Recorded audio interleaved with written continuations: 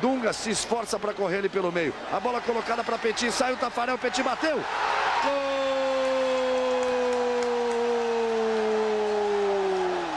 É da França!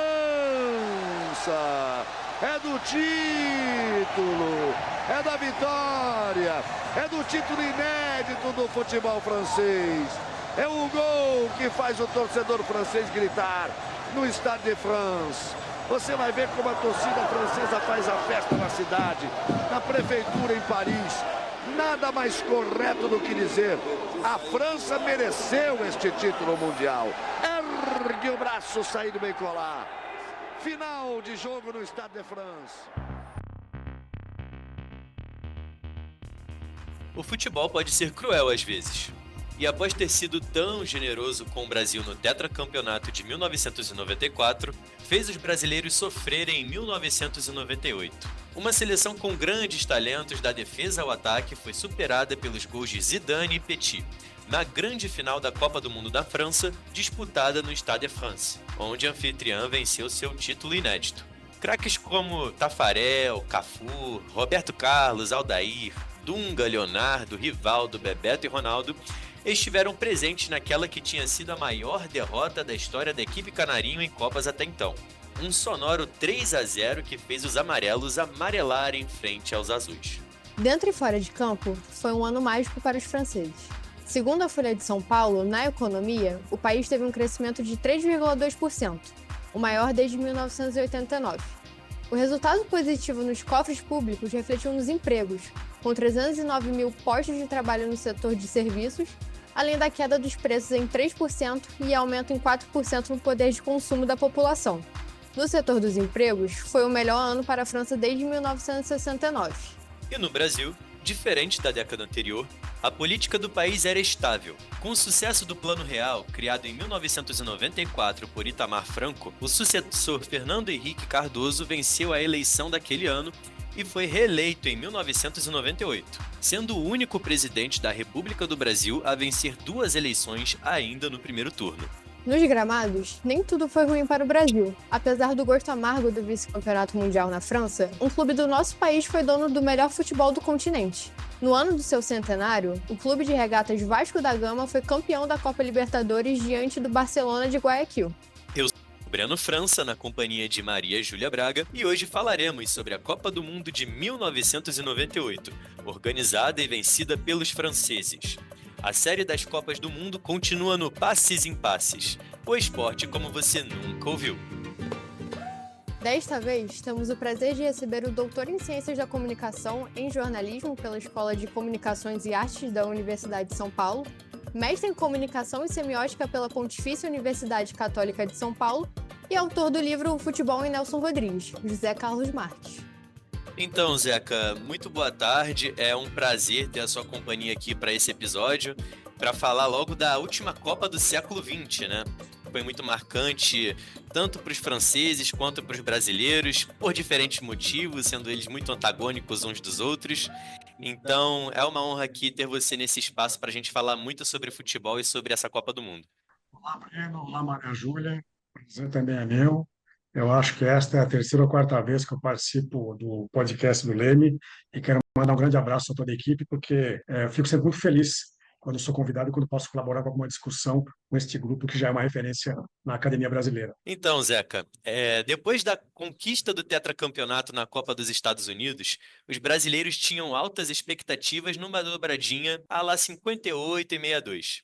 Se fizermos um exercício de comparação, nos tempos áureos do futebol no Brasil, o nosso primeiro título mundial contou com um notável esquadrão e o surgimento de uma estrela do futebol mundial, Pelé. E após mais de 3 décadas, o cenário se repetia. Os tetracampeões do mundo tiveram o caçula Ronaldo como o mais promissor do futebol brasileiro, sendo o melhor do mundo em 1997 com apenas 19 anos. E nesse ciclo, as maiores esperanças de gols estavam concentradas na dupla Romário e Ronaldo. Mas o artilheiro da seleção canarinho na Copa de 94 foi cortado. Então, Zeca, como você enxerga a preparação do Brasil para aquela Copa do Mundo? Bom, de fato, havia uma expectativa muito grande, até porque, vendo em retrospectiva, eu acho que individualmente a equipe de 98 era superior à que conquistou o título nos Estados Unidos em 94, não é? Só para a gente imaginar que em 94 não tínhamos Rivaldo e passamos a ter Rivaldo em 98. Nós tínhamos o Roberto Carlos em 98, que não disputou a Copa em 94. Nós tínhamos o Cafu, talvez na grande forma dele, em 98. Em 94 ele só disputa o jogo final, não é? Por outro lado, nós não tínhamos Romário, que foi cortado às vésperas da Copa, num episódio que também gerou muitas faíscas, né? Entre ele e a comissão técnica, e eu fico imaginando o que seria para a história do futebol mundial se nós tivéssemos tido a oportunidade de ver Romário e Ronaldo Fenômeno jogando uma Copa juntos, né?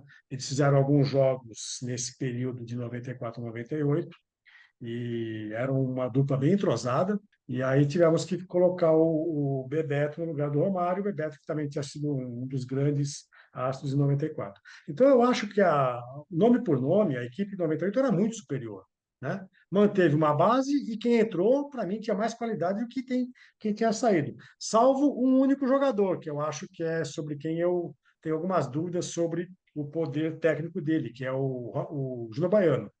O Júnior Baiano entrou no lugar do Aldair, né? Aliás, do Márcio Santos. Então, acho que ali foi talvez um ponto assim de uma defesa um pouco vulnerável, mas nada contra o Júnior Baiano, que eu acho que talvez ele não fosse o nome certo para aquele momento. A preparação eu acho que foi adequada, só que ali na Copa a gente percebeu o quanto que o Zagallo, mais uma vez, parece que voltou a repetir os pecados ou os erros que ele havia cometido em 74. Ele é campeão em 70 como treinador, ele vai para a Copa de 74 com uma certa empáfia, não se importando muito com os adversários, e eu acho que em 98 ele também achou que o peso da camisa amarela, o peso do Screte Canarinho poderia compensar algumas fragilidades daquela equipe. Tanto que ele também foi bastante massacrado depois por algumas opções e pela falta de um padrão de jogo mais que pudesse ser um pouco mais adaptável a determinados jogos. Mas eu volto a dizer, a expectativa era grande, até por uma questão que vocês levantaram aí na abertura do podcast. O Brasil vivia uma estabilidade econômica como talvez nunca tivesse experimentado até então. E eu fiz um doutorado analisando a Copa de 98 também, nos artigos publicados pela imprensa. Foi a maior cobertura até então de jornalistas brasileiros que foram para o Mundial. O maior contingente de pessoas foi em 98. As pessoas chegavam lá, as pessoas de um grande jornal como a Folha de São Paulo, tinham à disposição um carro alugado e um aparelho celular. Quando um aparelho celular no Brasil era um artigo assim absolutamente não comum para a população de forma geral, né? Então as pessoas chegavam à França, já pegavam um aparelho celular, um carro e tinham ali quartos individuais nos hotéis, até porque o nosso câmbio na época era R$ 1, valia US$ 1. Então a gente tinha uma estabilidade econômica, uma estabilidade política, né? Fernando Henrique, vocês acho que até comentam isso em algum momento do roteiro que eu recebi. Fernando Henrique Cardoso tinha sido eleito em 94 no primeiro turno, foi reeleito em 98, depois da Copa, também em primeiro turno. É o caso único na democracia brasileira de um presidente que se elege e se reelege no primeiro turno. Então, essa estabilidade econômica. E um outro detalhe que eu queria chamar a atenção: havia uma estabilidade na geopolítica mundial, como poucas vezes a gente tinha experimentado também. Naquela época, o presidente dos Estados Unidos, Bill Clinton, estava amarrando um acordo de paz entre Israel e Palestina. Houve um aperto de mão entre o Yasser Arafat, que era o líder da OLP, a Organização para a Libertação da Palestina, com o presidente de Israel. E isso é um pouquinho, acho que depois da Copa. Então havia uma certa ideia de que o mundo estava num processo de paz, salvo, obviamente, conflitos isolados, como nunca teve. Se a gente pensar no que é hoje a geopolítica mundial, nós temos um conflito armado, pelo menos os dois mais sonantes, né, que é Rússia e Ucrânia, Israel, faixa de Gaza. Mas isso não acontecia lá atrás. Então é como se o mundo tivesse dado as mãos para poder fazer um mundial de um certo congraçamento entre os povos. E o Brasil foi com essa expectativa, até porque é difícil uma Copa em que o Brasil não apareça como uma das equipes que pode pleitear o título, né? Então, acho que tudo isso montou um pouco uma expectativa e que teve, eu acho, uma pequena quebra com o corte do Romário. Aquilo foi algo que não estava no script, não estava no roteiro, e mais tarde a gente foi perceber que isso, de fato, gerou algumas faíscas, como eu disse, entre o jogador e a comissão técnica, Comissão técnica, inclusive, tinha um jogador do Flamengo, que era o Zico, e que o Romário também ficou bastante enfurecido com o Zico por achar que o Zico não interveio como deveria para que ele fosse mantido no grupo. Falando aqui sobre umas coisas muito interessantes que você trouxe, né, para o nosso tema da Copa de 98, não sei se você vai concordar, mas acho que o cenário que a seleção brasileira vivia em 1998 e o torcedor brasileiro também era um pouco parecido com o que viveria 8 anos depois na Copa do Mundo de 2006, porque a seleção de 2006 também vinha como a campeã do mundo, chegava para a Alemanha como a campeã do mundo, e tinha jogadores que estavam ali no auge, ou se não, muito próximo do auge das suas carreiras. Então, como você falou, em 94 não tínhamos o Rivaldo, não tínhamos o Roberto Carlos, o Cafu estava em 94, mas não era o titular, né? E veio a ser titular em 1998. Então, em 98 tinham todos esses craques à disposição do Zagallo. E em 2006, se a gente fizer esse exercício de comparação que a gente estava falando na primeira pergunta, o Ronaldinho Gaúcho de 2002 é diferente do de Ronaldinho Gaúcho de 2004, 2005, 2006, vivendo o auge dele, vencendo a Liga dos Campeões com o Barcelona. O próprio Kaká, que estava no elenco de 2002, no banco de reservas, chegou até a disputar uma partida, mas que conseguiu se firmar naquele ciclo para a Copa da Alemanha e jogou a Copa um ano antes de se consagrar o melhor jogador do mundo em 2007, sem contar outros grandes jogadores, né? Como era o caso do Adriano, que vivia também o seu auge ali na Inter de Milão. E é uma pena, né? Porque essas seleções, em termos de nomes, eram superiores às que antecederam cada esquadrão, cada time desses, só que não ganharam a Copa do Mundo, né? Quem ganhou a Copa do Mundo foi a seleção que jogou antes, ou seja, a de 94 e a de 2002. Então, bem legal isso que você falou. E sobre o Zagallo também, talvez tenha sido parecido um pouco com o enredo do Parreira para a Copa de 2006 também. Diferente de 94, quando ele dominou aquele vestiário e aquele grupo se destacava muito pela união da equipe, em 2006, mesmo que o elenco fosse muito entrosado e conhecido, era um elenco que tinha pouco foco, né? Talvez eles não tenham sido tão dedicados assim quanto foram na Copa anterior e entrado, né, de salto alto, que pode ter resultado aí até mesmo no rendimento muito abaixo daquilo que se esperava da seleção de 2006, né? Então acho que dá para a gente comparar também. E outra coisa que você falou sobre a paz, né, sobre o momento geopolítico que o mundo vivia, você já quase deu um spoiler aí do que vem para as próximas perguntas, né, para o nosso próximo quadro, mas já já a gente vê isso e já já a gente fala mais sobre isso. Vamos para a próxima pergunta. Aproveitando que você falou justamente da questão do Romário e do Zagallo, né? A seleção brasileira era a favorita para a Copa do Mundo mesmo. E a base do time tinha remanescentes da última edição dentro e na beira dos gramados. Tafarel, Cafu, Aldair, Dunga, Leonardo, Ronaldo e Bebeto eram os titulares da amarelinha. E no comando técnico estava o vencedor de 4 Copas do Mundo, sendo a última como auxiliar e coordenador técnico, Zagallo. Vendo os resultados e o desempenho da equipe, a parte defensiva decepcionou e a ofensiva nos mantinha no torneio pelos talentos individuais. O velho Lobo, como treinador, talvez já tivesse ficado para trás em 74, ao subestimar o futebol aplicado, tático e vistoso da Holanda. E na Copa de 98, não conseguiu montar uma equipe defensivamente organizada, já que sofreu 10 gols em 7 partidas. Zeca, você acha que algum outro técnico brasileiro poderia substituí-lo para aquele Mundial no momento? Júlia, eu acho que esse momento é o momento que o Vanderlei Luxemburgo era o grande nome de treinador do Brasil, pelo trabalho que ele tinha feito no Palmeiras, e conseguiu tirar o Palmeiras de uma fila do campeonato estadual aqui em São Paulo, e aparecia como grande técnico modernizador, com ideias inovadoras, um futebol muito ofensivo. Agora, na Copa de 98, o Zagallo não entregou nada muito diferente de quando ele foi campeão em 70, porque a gente tem que lembrar que em 70 a seleção também era muito vulnerável e a seleção levou gols em todos os jogos, menos contra a Inglaterra. O Brasil levou gols contra o Uruguai, levou gols contra o Peru, levou gols contra a Tchecoslováquia na abertura, levou gols contra a Itália. Então a seleção brasileira em 70 também tinha uma defesa vulnerável, né? Então o Zagallo, de certa forma, eu acho que não teve grandes alterações. Só queria comentar algo que o Breno disse há pouco.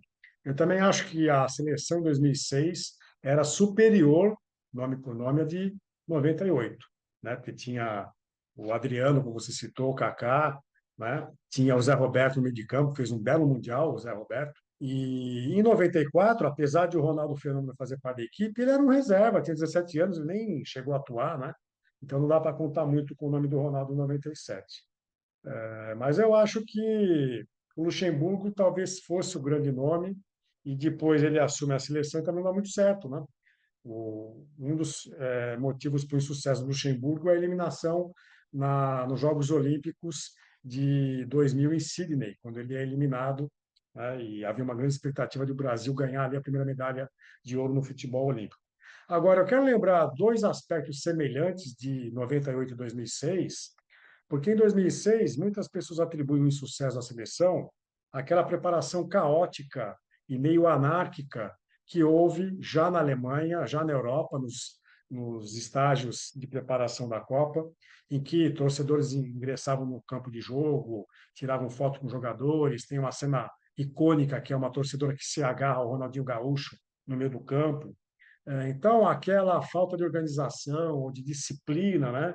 Cada um fazia o que queria, de certa forma, talvez tenha motivado uma perda de seriedade do elenco e de concentração. Mas em 98, é preciso lembrar um pouco que eu acho que aquele elenco também chegou com algumas fissuras em função de um episódio que é pouco lembrado, que aconteceu em 97, um ano antes, na Copa das Confederações, que é quando o Brasil consegue conquistar o título e depois para comemorar, eu acho que mais ou menos a história é essa. Alguns jogadores da seleção foram raspar o cabelo de todo o elenco e de pessoas que tinham uma vaidade com o cabelo, especialmente o Rogério Ceni e o Leonardo, que ficaram muito enfurecidos e, de fato, eu acho que é uma atitude absolutamente reprovável, né?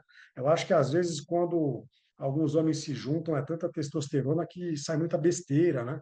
Então, pegar um grupo de pessoas e amarrar as outras à força e cortar cabelo com uma máquina dessas de barbearia para depois a pessoa ser obrigada a raspar o cabelo todo, aquilo gerou uma fissura, gerou uma divisão, uma cisão no elenco, que vai ter depois reflexos no que aconteceu naquele jogo final com a França, com o episódio que vocês certamente vão tocar daqui a pouco, vão citar, que é o estado clínico do Ronaldinho Fenômeno, do Ronaldo Fenômeno. Né? Lucas, a mostra, 17 cabeças raspadas. Tudo aconteceu de madrugada, na calada da noite. O nome dos carrascos, por enquanto, é mistério. É um novo visual e agora a elegância é a mesma, né? O médico Lídio Toledo não correu absolutamente nenhum risco. Já tem ausência de folículos pilosos, mas que não tem problema. Como numa multiplicação de Ronaldinhos e Roberto Carlos, que nem chegaram ainda, a maioria exibe sem constrangimento o visual. Mas houve quem recorresse ao boné até se acostumar. E o vaidoso Gonçalves, a ex-generosa cabeleira, acabou. Péssimo. Péssimo resultado. É difícil até de acostumar, né? Cabelo grande já há muitos anos e de repente ficar assim careca é difícil. Mas a gente vai acostumar. Mandar um recado a todos os fabricantes de shampoo para crescer o cabelo, peruca, porque até acostumar vai ser difícil. Aquela cisão que tinha havido em 97, ela voltou com força no dia da final, que é uma das versões que eu acho mais factíveis para entender por que a seleção jogou de forma tão apática. É óbvio, ia jogar de forma apática de qualquer jeito. O que aconteceu com o Ronaldo Fenômeno foi grave. Mas ali acho que havia um grupo que se dividiu em duas lideranças, e certamente esse episódio 97, eu acho que o Zagallo não percebeu a gravidade do episódio, não tomou nenhuma medida, não se posicionou, e eu acho que o grupo ficou ali um pouco com cicatrizes que não conseguiram ser curadas até 98, um ano depois. Essa situação que você falou é diferente, né, do que aconteceu no vestiário de 94, porque era um vestiário bastante unido. Então, essa fissura dentro do elenco da seleção brasileira para a Copa de 98 pode ter resultado num mau desempenho, né, em jogadores assim, que foram dominados mais pela vaidade, principalmente essa história de raspar o cabelo, né? Então, tudo isso pode ter contribuído aí para que o vestiário não fosse um ambiente tão harmonioso como era na Copa anterior. Mas agora, professor, a gente vai falar de uma forma mais ampla desse torneio, né? Vamos falar de mais seleções, mas vamos começar do fato de que a Copa de 98 foi a primeira a ter o formato de 32 seleções participantes, separadas em 8 grupos com 4 seleções. E esse modelo ele durou até o último Mundial, disputado em 2022, e a gente queria saber de você, na sua opinião, se a configuração que formulou esse torneio durante esses 24 anos era ideal ou se você defende a sua modificação. Lembrando que no ano que vem, na Copa do Mundo de 2026, teremos 48 seleções participantes. Esse modelo com 48 eu acho que é um pouco inchado, né? Acho que é uma superdose de seleções e talvez tenhamos um nível técnico assim um pouco abaixo de outros torneios. Eu não gostei desse formato com tantas seleções. Mas o formato de 32 equipes, eu acho que é um formato interessante. Primeiro que você tem um número de 8 grupos, 2 se classificam, já tem as oitavas de final. Acho que a aritmética fica facilitada e menos jogos. Eu acho que era inevitável que a FIFA ampliasse o número de equipes participantes por uma questão que também é bastante importante e que para a qual poucas pessoas dão atenção. Com o colapso da União Soviética em 1989, muitas nações que faziam parte da então União das Repúblicas Socialistas Soviéticas ganharam a sua independência. Isso gerou um aumento de mais de uma dezena de países novos na Europa, né? Então, Letônia, Lituânia, Estônia, Geórgia, Armênia, Rússia, né? Desculpem, a Ucrânia. E isso acabou contaminando um pouco aquela região dos Balcãs, em que vários países também se fragmentaram. Então, você tinha a Tchecoslováquia, que virou República Tcheca, ou Tchequia, e Iugoslávia, né? Você tem ali também o Kosovo, você tem, agora me falha a memória, Eslováquia, quer dizer, tem uma profusão de nações que surgiram no início da década de 1990, o que fez com que a própria UEFA repensasse as suas eliminatórias, né? Então, o incremento de mais de uma dezena de países na Europa, que sempre foi o continente com o maior número de países participantes, eu acho que é o que motivou esse acréscimo, né?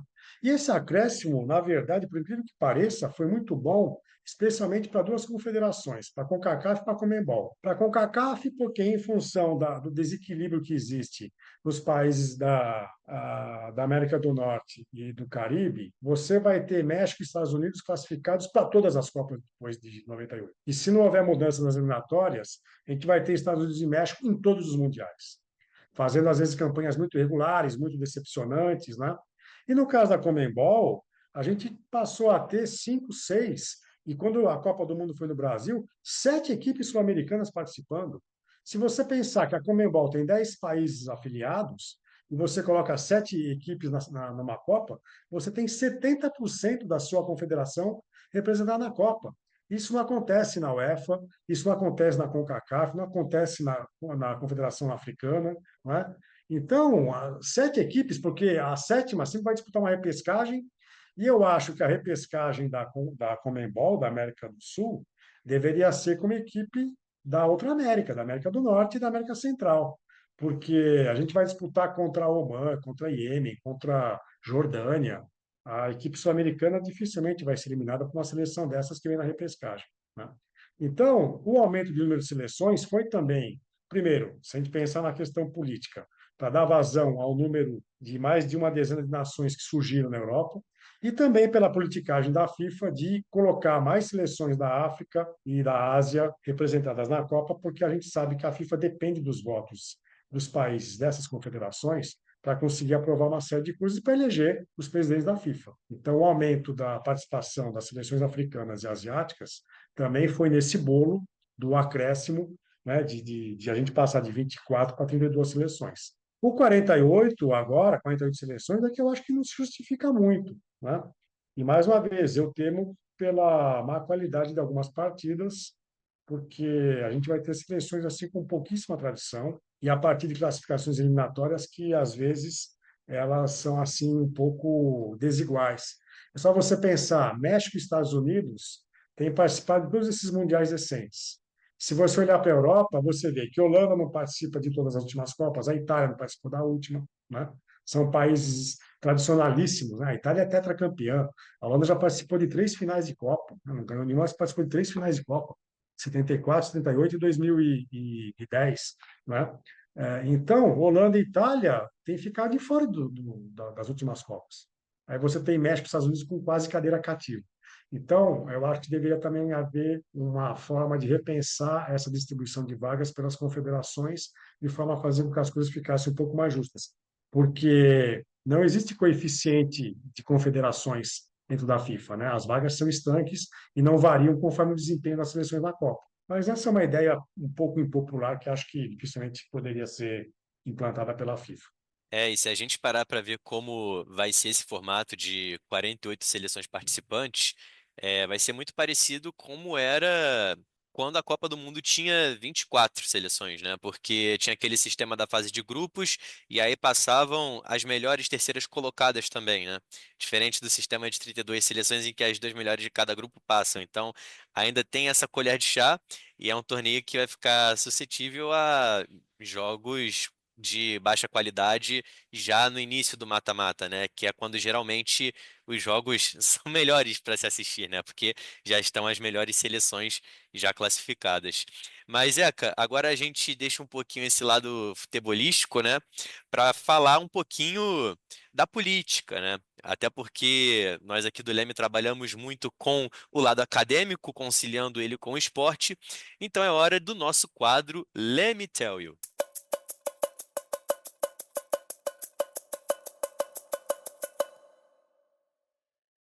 Então, neste episódio também falaremos de outras seleções que participaram do Mundial de 98. Os torcedores presenciaram muitos jogos marcantes em nível técnico. Mas agora a gente vai contar para você um jogo que rompeu barreiras geopolíticas e promoveu a paz dentro de campo. E é claro que você fica sabendo dessa história na primeira parte do nosso Let Me Tell You de hoje. No Let Me Tell You, sempre trazemos informações e curiosidades sobre grandes clubes, atletas ou momentos marcantes do esporte. O nome do quadro vem da expressão inglesa Let Me Tell You, que significa Deixa eu te contar em português. Então, deixa eu te contar sobre o duelo entre Estados Unidos e Irã pela Copa de 98, no chamado Jogo da Paz. Nas décadas de 70 e 80, os dois países passaram por grande tensão política. Em 1979, o governo iraniano invadiu a embaixada norte-americana em Teherã, e nos anos seguintes foram marcados por um conflito armado que durou quase 10 anos. A guerra entre Irã e Iraque, que vitimou 1,5 milhão de pessoas. O confronto terminou com um cessar-fogo em 1988, mas os iranianos sofreram com o Iraque apoiado pela Arábia Saudita e os Estados Unidos da América. Quase uma década após o fim da guerra, os dois países se encontraram na Copa do Mundo de 1998 no estádio Guerlain, em Lyon. A vitória era uma questão de honra para os jogadores iranianos, apesar do clima festivo e pacífico que a partida teve do seu início ao fim. Podemos enxergar essa partida como um verdadeiro amistoso dentro de uma Copa do Mundo. Dos 22 jogadores, do técnico Halal Taleb, e a entrada desta bandeira, que deve simbolizar o jogo entre as duas seleções, todos os jogos desta Copa do Mundo. Bandeira que é carregada por jovens torcedores tão próximos de tantos ídolos. O estádio Guerlain, com capacidade para 44 mil habitantes, vê torcedores dos Estados Unidos e do Irã misturados. Teremos agora as execuções dos hinos nacionais dos dois países. Após a execução dos hinos de cada país, os jogadores do Irã distribuíram flores aos adversários estadunidenses e todos os 22 atletas posaram juntos para a foto oficial do jogo. Nas arquibancadas do estádio, em contrapartida, houve conflito. Alguns torcedores iranianos do movimento Mojahedin brigaram com seguranças locais. Dentro das 4 linhas, o país asiático superou os norte-americanos por 2-1. O primeiro gol do Irã foi com Estili, num gol de cabeça que encobriu o goleiro Keller. O segundo gol foi numa arrancada de Madavikia, que deixou toda a defesa adversária para trás e fez Keller buscar a bola dentro do gol novamente. Mas 3 minutinhos depois, McBride, de cabeça, diminuiu o placar para os norte-americanos, dando números finais à partida. Agora, voltando para o futebol, essas duas seleções acabaram ficando pelo meio do caminho, mas tivemos outras equipes que fizeram grandes jogos durante a Copa. Então, professor, além da campeã França e da seleção brasileira, quais as outras seleções que fizeram bonito nos gramados franceses? Olha, eu acho que a Croácia é um destaque dessa Copa, porque a Croácia, que aliás é um desses países novos surgidos, né, depois do fim da União Soviética, apesar de não ser uma república soviética, mas é um daqueles países dos Balcãs que acabou surgindo ali, né? Eu acho que a Croácia, pela primeira vez que participava, conseguiu um honroso terceiro lugar. Então, acho que isso só tinha acontecido, acho que o exemplo anterior era Portugal em 66, que na primeira Copa de que participa chega ao terceiro lugar, né? Então a Croácia repetiu um pouco essa marca de Portugal em 66. E eu acho que, apesar de ter sido eliminada pela campeã França, o Paraguai fez uma bela Copa, porque o Paraguai conseguia ter uma defesa quase que inexpugnável, ao contrário da defesa do Zagallo, né? E ali destacava-se o jogador Gamarra, que inclusive era um jogador que ele se caracterizava por não cometer faltas, né? Então ele era um zagueiro que marcava e que não cometia faltas, não era violento, né? Então acho que o Paraguai fez uma Copa assim bastante surpreendente, porque não tinha grandes expectativas, ou não havia nenhuma expectativa em torno da campanha do Paraguai.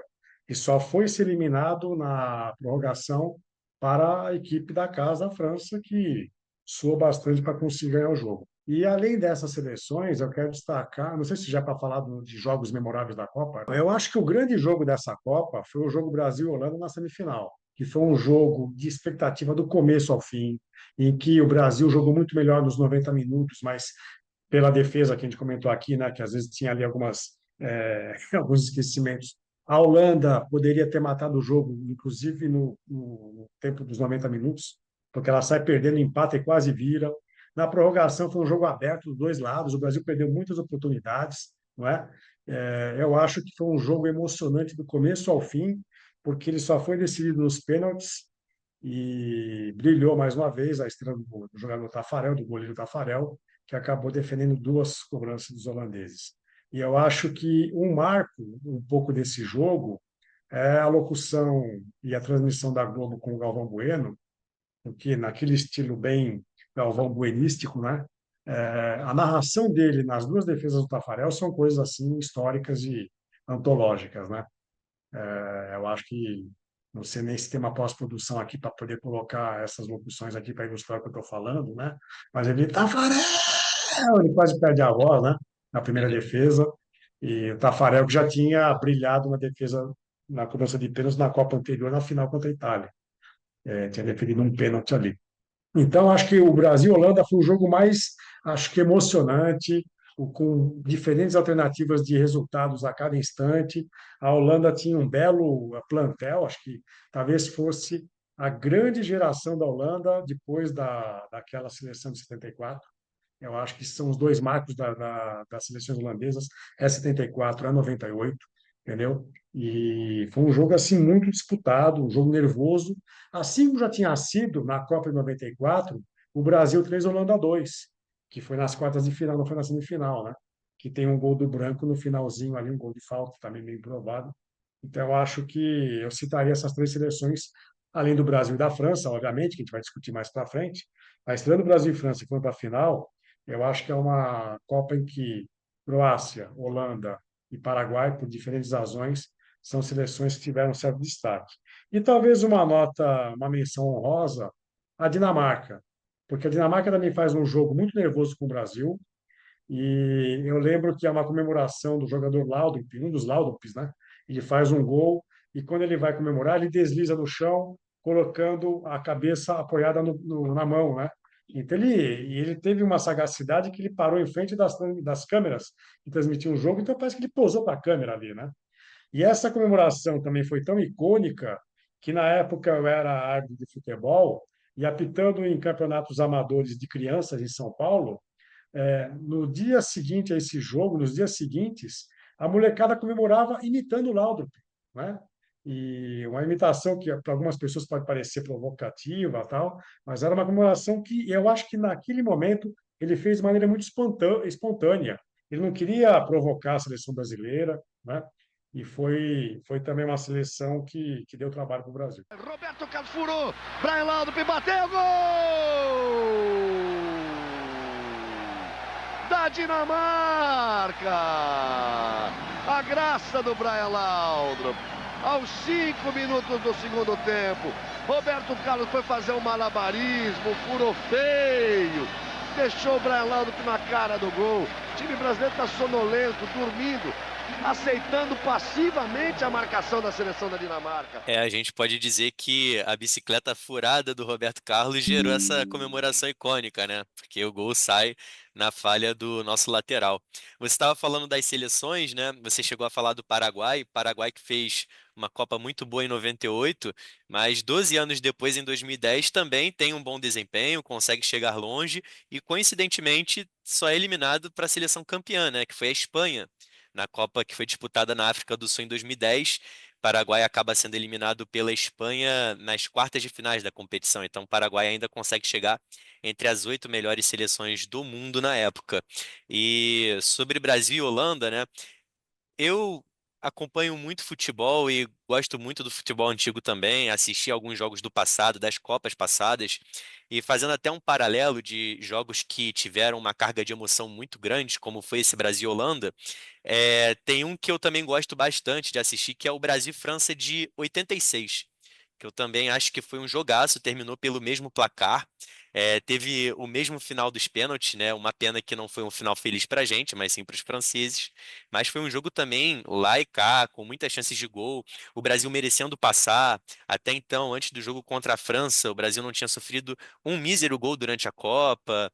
Enfim, diferente de 98, 86 tinha uma boa defesa, né? Tomando pouquíssimos gols. E tem a narração do Osmar Santos também no gol do Careca, né, na tabela que o Miller faz com o Júnior, que eu também acho icônica. Inclusive o gol, eu acho que é um dos mais bonitos da história das Copas, da história da seleção brasileira também. Então dá para fazer esse paralelo também entre jogaços de Copa do Mundo e sobre a narração do Galvão Bueno também. Tava no auge da carreira, né? Foi completamente marcante, Nenhuma né? alteração. Nem Brasil, nem Holanda. Vamos torcer para que o Júnior Baiano resista bem, ele que deu a pinta de ter sentido o músculo ali. Rivaldo para Ronaldinho. Olha o gol, olha o gol, olha o gol, olha o gol, olha o gol. Gol! Brasil!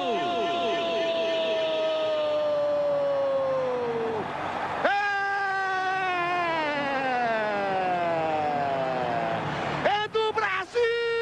Brasil!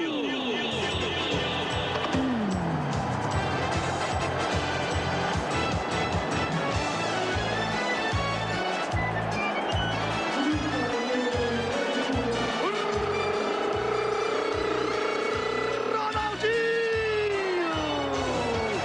40 segundos do segundo tempo, não poderia ser melhor.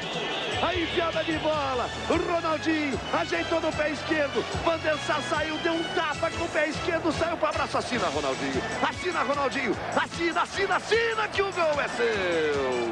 O Ronaldinho, para o Brasil, 0 para a Holanda, gol com assinatura de Ronaldinho. Então, foram grandes momentos assim na Copa do Mundo de 98 e dá para fazer essas comparações também com outros mundiais. Mas aí, professor, temos equipes também como a Argentina, a própria Croácia que você falou, a Dinamarca, a Inglaterra e a Holanda que fizeram partidas memoráveis. A gente até lembra, né, do Argentina e Holanda, que foi um jogaço de bola também pelas quartas de finais. E se a gente estava falando da narração do Galvão Bueno, também tem a narração gringa, né, do gol do Dennis Bergkamp, que elimina a seleção da Argentina.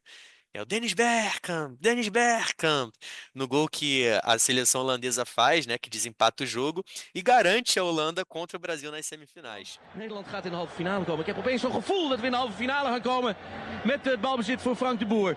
Frank de Boer speelt de bal heel goed naar Dennis Bergkamp. Dennis Bergkamp neemt de bal aan. Dennis Bergkamp! Dennis Bergkamp! Dennis Bergkamp! Dennis Bergkamp! Dennis Bergkamp! Oh!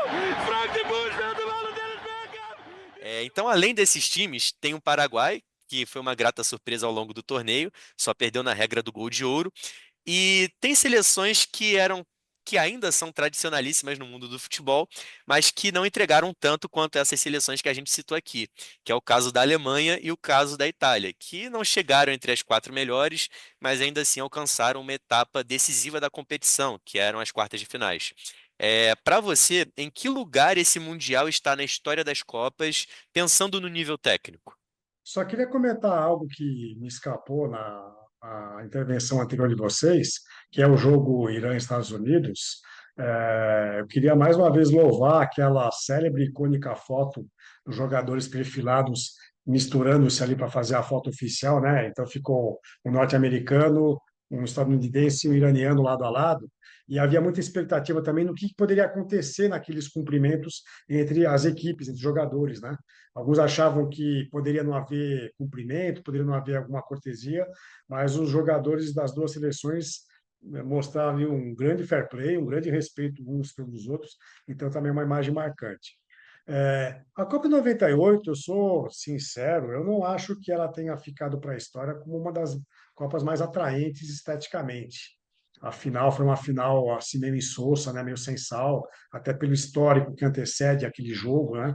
Foi um jogo praticamente de uma equipe, apenas uma equipe estava em campo jogando, que era a França. O Brasil parece que não conseguiu entrar em campo. Então, acho que tirou um pouquinho do brilho da expectativa em função daquela disputa. Mas eu acho que 98 talvez não tenha ficado para a história assim com as melhores lembranças, salvo algumas jogadas interessantes, né? Esse gol do Bergkamp que você falou é um gol também muito bonito, né? Eu acho que é uma Copa de algumas surpresas, né? Que nem o Paraguai. A gente tem que lembrar que também é a primeira Copa da qual a Jamaica participa. A Jamaica que era treinada pelo René Simões, técnico brasileiro, né? Tem a Croácia, como eu disse, uma nação emergente ali na Europa. Quer dizer, nação emergente nessa configuração do final do século XX, né? Mas, tecnicamente, quer dizer, não lembro assim de um gol maravilhoso, um gol histórico, um gol antológico, né, como a gente pode lembrar de outras Copas, mas talvez a minha memória também esteja um pouco fraca, passado já aí 27 anos dessa Copa, não é? Mas é uma Copa que, para mim, o que marcou mesmo foi esse jogo que você citou, o Holanda e Argentina, até porque havia aquela torcida brasileira para a Holanda, né? Mal o Brasil imaginava que ia ter que encontrar a Holanda na semifinal depois. E o jogo semifinal que também foi uma expectativa, uma tensão, assim, desde o primeiro minuto até a decisão por pênaltis. Tirando isso, eu acho que também a gente tem que louvar um pouco a França. A França não surge como favorita para essa Copa, talvez eclipsada pela expectativa em torno da seleção brasileira, mas eu acho que o título ter ficado para a França premia e, de certa forma, compensa e recompensa um país em que o futebol tem uma contribuição, né, para o mundo muito importante. A França fez uma Copa de 58 brilhante e só não foi campeã porque teve que encontrar o Brasil antes da final, né? A França tinha um belíssimo time em 78 e 82. 82 também falhou na semifinal e não pôde ir para a final. Então, acho que esse título ter sido conquistado pela França veio recompensar uma seleção e um país que sempre entregou boas equipes e bons jogadores ao mundo, né? Assim como eu acho que a Holanda mereceria ganhar um campeonato mundial de futebol pela contribuição que ela já deu ao mundo do futebol, né? Eu acho que a Bélgica mereceria uma Eurocopa, por exemplo, nunca conquistou uma Eurocopa.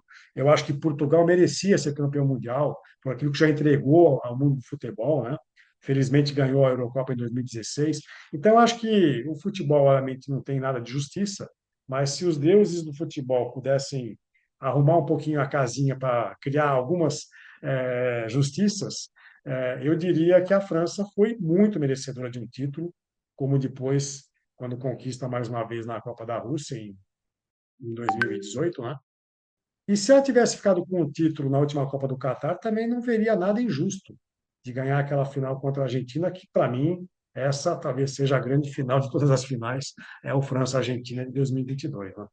Agora, partindo para a segunda parte do nosso Let Me Tell You, a gente vai abordar um assunto que o professor já até comentou, né? Que são os laços de sangue na Copa do Mundo, os pais e filhos.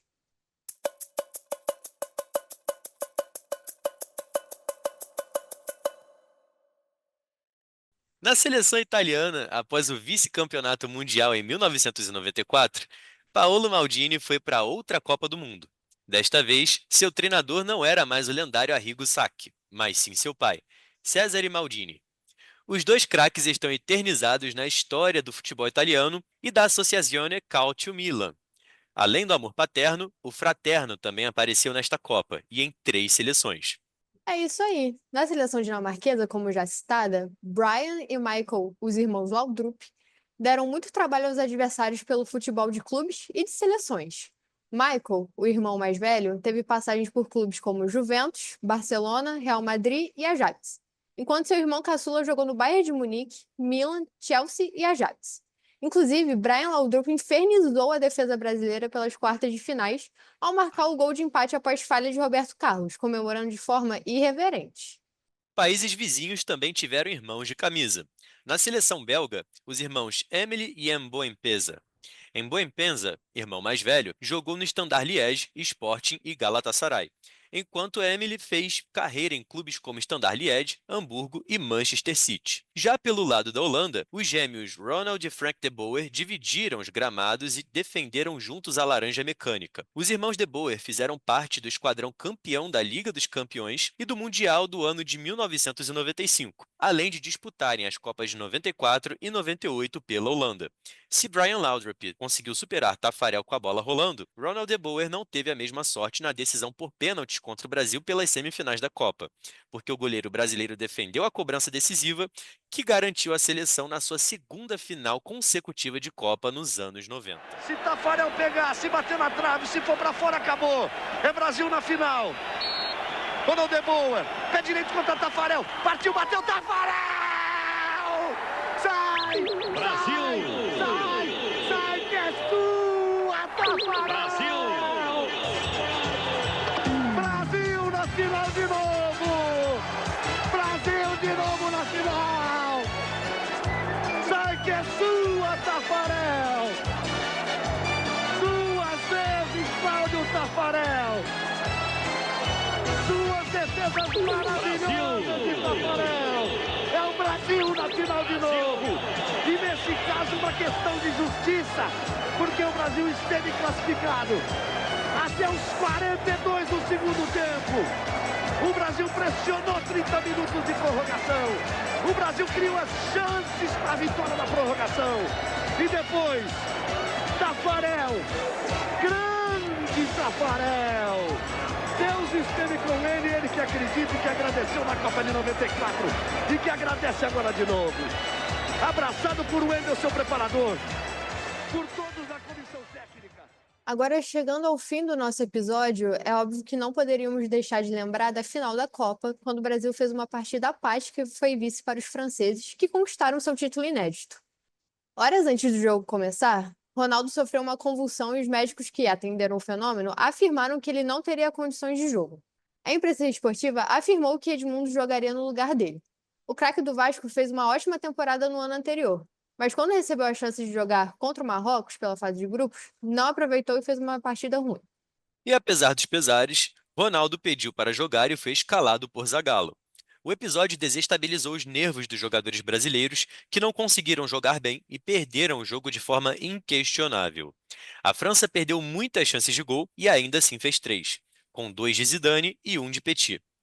Então, Zeca, o que você pensa sobre as teorias da conspiração que fazem em torno dessa partida?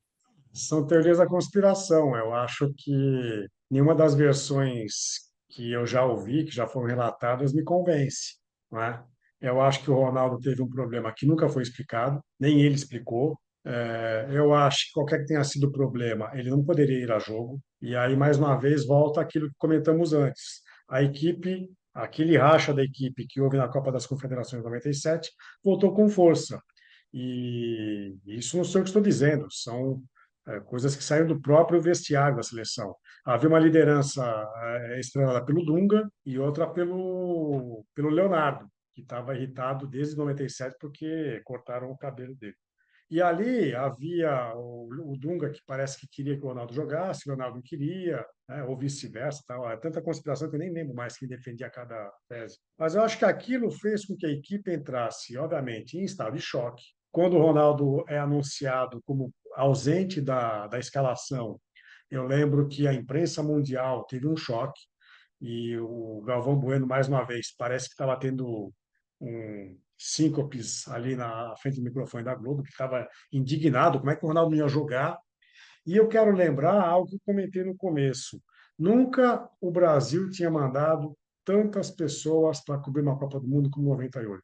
Essas pessoas ficaram todas hospedadas nas cercanias do hotel em que era a concentração da seleção brasileira. E o jornalista Clóvis Rossi, que é um nome histórico do jornalismo paulista e que passou décadas à frente da Folha de São Paulo, ele estava na França e ele inclusive, cometeu meia-culpa, dizendo como é que uma Copa que tem um recorde de pessoas cobrindo, pessoas do jornalismo, como é que ninguém, uma única alma, conseguiu perceber uma manifestação, uma movimentação estranha em torno do hotel da seleção, quando o Ronaldo sai às escondidas para fazer exames médicos numa clínica ali nas proximidades, e quando ele não sai no ônibus da equipe, parece que ele vai direto para o estádio da clínica. E nenhum dos 5.000 jornalistas que estavam ali percebeu que havia alguma coisa estranha, né? Então ele faz o meia-culpa de que o jornalismo sobre esporte, às vezes, ele é pouco investigativo, ele é mais celebrativo e opinativo, não é? Então eu acho que ali fica um ponto de reflexão. Tinha tanta gente ali, ninguém teve a curiosidade de ficar ali plantado na frente do hotel para saber quem estava entrando no ônibus e onde estava o Ronaldo, né? O Ronaldo que sai numa ambulância ou num carro camuflado para ir para uma clínica. Então, eu acho que isso mostra um pouco que a equipe não tinha clima para jogar, né? Isso é aquilo que, se fosse possível, o Brasil teria que pedir o adiamento da partida. Não, vamos jogar no dia seguinte. Não tinha clima para o Brasil entrar em campo. E aí, quando o Ronaldo aparece, né, outra das versões que eu acho mais factíveis, o Zagallo fica em dúvida. Se coloco esse jogador, ele tem algum problema sério, eu vou ser responsabilizado por ter cometido uma responsabilidade. Se eu não coloco, vão dizer, pô, você está louco, você perdeu porque não colocou o Ronaldo. Então, aí a gente tem, apesar de alguns problemas que o Zagallo teve, né, que a gente já citou aqui, eu acho que a gente tem que louvar também esse lado humano do Zagallo, né? O Zagallo é uma pessoa assim, muito humana, né? E como toda pessoa humana, ele é capaz de cometer erros e acertos. Eu acho que ele não tinha saída, né? E talvez colocar o Ronaldo naquela situação dos males seria o menor. Só que, obviamente, o Ronaldo não entrou em ritmo de jogo. E ali faltou um pouco da CBF, da assessoria de imprensa, da presidência da CBF, faltou um pouco de transparência para dizer o que tinha acontecido. E deveriam ter assumido. O Ronaldo teve um problema, ele não está em condições de jogo. Se a avaliação médica permitir, ele pode ser uma opção para o segundo tempo, né? Até porque o Edmundo entra no segundo tempo também, Edmundo já tinha sido colocado como titular na lista original. Então, eu acho que, na verdade, o jogo não seria fácil. O Brasil jogava contra praticamente 70 mil franceses que, quando entrou uma Marselhesa no estádio, aquilo ia arrepiar, né? E até a França entrou constrangida para esse jogo, né?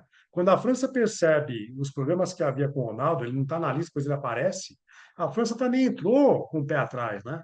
Ela pensou assim, poxa, mas parece que a gente está jogando contra uma equipe manca, né? E os dois gols saem, mais uma vez, em falhas individuais do Roberto Carlos. Você citou uma da bicicleta furada. O primeiro gol é uma jogada absurda que ele faz na lateral, que permite o escanteio, e o escanteio sai o gol. E o segundo gol de cabeça do Zidane, a bola passa no meio das pernas do Roberto Carlos. Ele está ali junto a uma das traves, né, para cobrir o goleiro, a bola passa no meio das pernas dele. Então, o pessoal lembra muito do Roberto Carlos na falha de 2006, no gol do Thierry Henry. Ele ficou arrumando as meias, mas é preciso lembrar que os dois primeiros gols que decidem o jogo, que acontece no final do primeiro tempo, são gols que surgem a partir de uma. O Roberto Carlos talvez pudesse ter feito melhor nos dois lances, né? E no segundo tempo foi mais uma vez um jogo, parece aquele jogo cozinhado em banho-maria, né? Não aconteceu quase nada. O terceiro gol da França já era um pouco para fechar a tampa do caixão, porque não tinha mais o que fazer. Mas a França tirou o pé de uma forma não semelhante, mas que lembra um pouco o que a Alemanha fez no 7-1 em 2014. A Alemanha, no segundo tempo, tirou o pé da bola. A Alemanha decidiu, não vamos mais jogar, a gente vai fazer uns 20-0 e não vai ficar, a gente não sai daquele estádio, né? Então, eu acho que Eu acho que com a França aconteceu a mesma coisa, a França tirou o pé. Mas, mais uma vez, a França tinha uma seleção especial, que na verdade foi o embrião para a grande equipe francesa de todos os tempos, que para mim é a de 2000, que vence a Eurocopa. Aquela França de 2000, com a base de 98, com o Thierry Henry, que não estava nesse jogo de 98, para mim é a grande França de todos os tempos, a França de 2000. E só não chegou com força em 2002, porque o Zidane está machucado, o Zidane nem joga direito na Copa de 2002, porque a França seria uma seleção com muito potencial para conquistar o bicampeonato em 2002. Então é preciso, a gente sempre gosta de dizer que os outros ganham porque a gente erra, né? É preciso dizer que a França foi merecedora desse título, apesar de que, num jogo taco a taco com o Brasil, em condições normais de pressão e temperatura, eu acho que o Brasil tinha todas as condições de vencer, pelo talento dos jogadores. Mas eu acho que não, a gente não pode merecer a França, que foi merecedora, e que, como eu disse, se houvesse justiça entre os deuses do futebol, a França já era para ter sido campeã antes. Então, acho que ficou em boas mãos o título francês, ainda mais no próprio país, né, fazendo uma espécie de união nacional, como há muito tempo não havia, né? E com muita presença de jogadores negros das ex-colônias, né, imigrantes, e o grande exemplo é o Zinedine Zidane, que é filho de um imigrante argelino, ele que nasceu em Marselha. Daqui a pouco vocês vão perguntar sobre algumas dicas culturais, eu tenho uma sobre o Zidane aqui, e vamos ver se vocês gostam.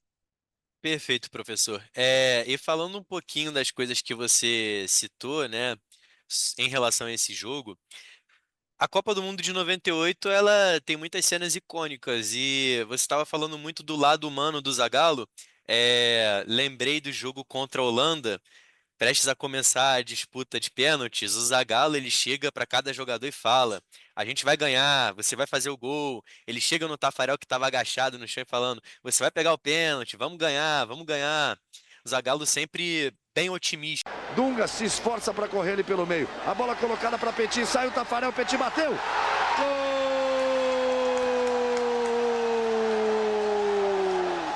É da França! É do título! É da vitória! É do título inédito do futebol francês! É o gol que faz o torcedor francês gritar no Stade de France. Você vai ver como a torcida francesa faz a festa na cidade, na prefeitura em Paris. Nada mais correto do que dizer: a França mereceu este título mundial. Ergue o braço, saído bem colar. Final de jogo no Stade de France. O futebol pode ser cruel às vezes. E após ter sido tão generoso com o Brasil no tetracampeonato de 1994, fez os brasileiros sofrerem em 1998. Uma seleção com grandes talentos da defesa ao ataque foi superada pelos gols de Zidane e Petit, na grande final da Copa do Mundo da França, disputada no Stade de France, onde a anfitriã venceu seu título inédito. Craques como Tafarel, Cafu, Roberto Carlos, Aldair, Dunga, Leonardo, Rivaldo, Bebeto e Ronaldo estiveram presentes naquela que tinha sido a maior derrota da história da equipe canarinho em Copas até então. Um sonoro 3-0 que fez os amarelos amarelarem frente aos azuis. Dentro e fora de campo, foi um ano mágico para os franceses. Segundo a Folha de São Paulo, na economia, o país teve um crescimento de 3,2%, o maior desde 1989. O resultado positivo nos cofres públicos refletiu nos empregos, com 309 mil postos de trabalho no setor de serviços, além da queda dos preços em 3% e aumento em 4% no poder de consumo da população. No setor dos empregos, foi o melhor ano para a França desde 1969. E no Brasil, diferente da década anterior, a política do país era estável. Com o sucesso do Plano Real, criado em 1994 por Itamar Franco, o sucessor Fernando Henrique Cardoso venceu a eleição daquele ano e foi reeleito em 1998, sendo o único presidente da República do Brasil a vencer 2 eleições ainda no primeiro turno. Nos gramados, nem tudo foi ruim para o Brasil. Apesar do gosto amargo do vice-campeonato mundial na França, um clube do nosso país foi dono do melhor futebol do continente. No ano do seu centenário, o clube de regatas Vasco da Gama foi campeão da Copa Libertadores diante do Barcelona de Guayaquil. Breno França, na companhia de Maria Júlia Braga, e hoje falaremos sobre a Copa do Mundo de 1998, organizada e vencida pelos franceses. A série das Copas do Mundo continua no Passes em Passes, o esporte como você nunca ouviu. Desta vez, temos o prazer de receber o doutor em Ciências da Comunicação em Jornalismo pela Escola de Comunicações e Artes da Universidade de São Paulo, mestre em Comunicação e Semiótica pela Pontifícia Universidade Católica de São Paulo e autor do livro O Futebol em Nelson Rodrigues, José Carlos Marques. Então, Zeca, muito boa tarde. É um prazer ter a sua companhia aqui para esse episódio, para falar logo da última Copa do século XX, né? Foi muito marcante, tanto para os franceses quanto para os brasileiros, por diferentes motivos, sendo eles muito antagônicos uns dos outros. Então, é uma honra aqui ter você nesse espaço para a gente falar muito sobre futebol e sobre essa Copa do Mundo. Olá, Breno. Olá, Maria Júlia. O prazer também é meu. Eu acho que esta é a terceira ou quarta vez que eu participo do podcast do Leme e quero mandar um grande abraço a toda a equipe, porque eu fico sempre muito feliz quando sou convidado e quando posso colaborar com alguma discussão com este grupo que já é uma referência na academia brasileira. Então, Zeca, depois da conquista do tetracampeonato na Copa dos Estados Unidos, os brasileiros tinham altas expectativas numa dobradinha à la 58 e 62. Se fizermos um exercício de comparação, nos tempos áureos do futebol no Brasil, o nosso primeiro título mundial contou com um notável esquadrão e o surgimento de uma estrela do futebol mundial, Pelé. E após mais de 3 décadas, o cenário se repetia. Os tetracampeões do mundo tiveram o caçula Ronaldo como o mais promissor do futebol brasileiro, sendo o melhor do mundo em 1997 com apenas 19 anos. E nesse ciclo, as maiores esperanças de gols estavam concentradas na dupla Romário e Ronaldo. Mas o artilheiro da seleção canarinho na Copa de 94 foi cortado. Então, Zeca, como você enxerga a preparação do Brasil para aquela Copa do Mundo? Bom, de fato havia uma expectativa muito grande, até porque, vendo em retrospectiva, eu acho que individualmente a equipe de 98 era superior à que conquistou o título nos Estados Unidos em 94, não é? Só para a gente imaginar que em 94 não tínhamos Rivaldo e passamos a ter Rivaldo em 98. Nós tínhamos o Roberto Carlos em 98, que não disputou a Copa em 94. Nós tínhamos o Cafu, talvez na grande forma dele, em 98. Em 94 ele só disputa o jogo final, não é? Por outro lado, nós não tínhamos Romário, que foi cortado às vésperas da Copa, num episódio que também gerou muitas faíscas, né? Entre ele e a comissão técnica, e eu fico imaginando o que seria para a história do futebol mundial se nós tivéssemos tido a oportunidade de ver Romário e Ronaldo Fenômeno jogando uma Copa juntos, né? Eles fizeram alguns jogos nesse período de 94 a 98 e era uma dupla bem entrosada, e aí tivemos que colocar o Bebeto no lugar do Romário, o Bebeto que também tinha sido um dos grandes astros em 94. Então eu acho que, nome por nome, a equipe de 98 era muito superior, né? Manteve uma base e quem entrou, para mim, tinha mais qualidade do que quem tinha saído, salvo um único jogador, que eu acho que é sobre quem eu tenho algumas dúvidas sobre o poder técnico dele, que é o Júnior Baiano. O Júnior Baiano entrou no lugar do Aldair, né? Aliás, do Márcio Santos. Então, acho que ali foi talvez um ponto assim de uma defesa um pouco vulnerável, mas nada contra o Júnior Baiano, que eu acho que talvez ele não fosse o nome certo para aquele momento. A preparação eu acho que foi adequada, só que ali na Copa a gente percebeu o quanto que o Zagallo, mais uma vez, parece que voltou a repetir os pecados ou os erros que ele havia cometido em 74. Ele é campeão em 70 como treinador, ele vai para a Copa de 74 com uma certa empáfia, não se importando muito com os adversários, e eu acho que em 98 ele também achou que o peso da camisa amarela, o peso do Screte Canarinho poderia compensar algumas fragilidades daquela equipe. Tanto que ele também foi bastante massacrado depois por algumas opções e pela falta de um padrão de jogo mais que pudesse ser um pouco mais adaptável a determinados jogos. Mas eu volto a dizer, a expectativa era grande, até por uma questão que vocês levantaram aí na abertura do podcast. O Brasil vivia uma estabilidade econômica como talvez nunca tivesse experimentado até então. E eu fiz um doutorado analisando a Copa de 98 também, nos artigos publicados pela imprensa, foi a maior cobertura até então de jornalistas brasileiros que foram para o Mundial. O maior contingente de pessoas foi em 98. As pessoas chegavam lá, as pessoas de um grande jornal como a Folha de São Paulo, tinham à disposição um carro alugado e um aparelho celular. Quando um aparelho celular no Brasil era um artigo assim absolutamente não comum para a população de forma geral, né? Então as pessoas chegavam à França, já pegavam um aparelho celular, um carro e tinham ali quartos individuais nos hotéis, até porque o nosso câmbio na época era R$ 1, valia $1. Então a gente tinha uma estabilidade econômica, uma estabilidade política, né? Fernando Henrique, vocês acho que até comentam isso em algum momento do roteiro que eu recebi. Fernando Henrique Cardoso tinha sido eleito em 94 no primeiro turno, foi reeleito em 98, depois da Copa, também em primeiro turno. É o caso único na democracia brasileira de um presidente que se elege e se reelege no primeiro turno. Então, essa estabilidade econômica. E um outro detalhe que eu queria chamar a atenção: havia uma estabilidade na geopolítica mundial, como poucas vezes a gente tinha experimentado também. Naquela época, o presidente dos Estados Unidos, Bill Clinton, estava amarrando um acordo de paz entre Israel e Palestina. Houve um aperto de mão entre o Yasser Arafat, que era o líder da OLP, a Organização para a Libertação da Palestina, com o presidente de Israel. E isso é um pouquinho, acho que depois da Copa.